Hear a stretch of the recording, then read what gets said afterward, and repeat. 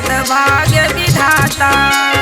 भागो अब अंग्रेज पापियो, यह है भारत माता।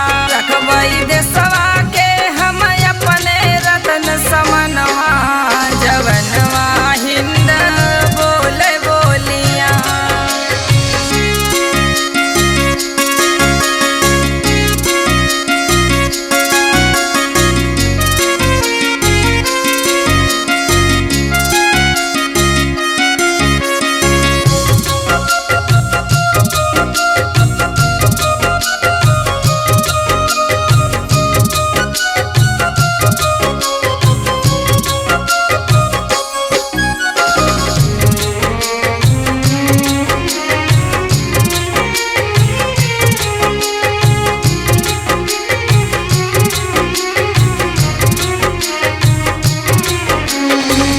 देशवा के कारण मितवा हो गईले कुर्बान हो।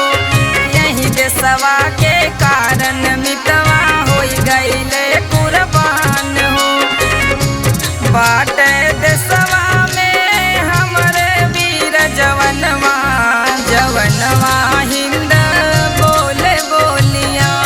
हथवाली है तिरंगा सिर पे बंधा कफनवा, जवनवा ही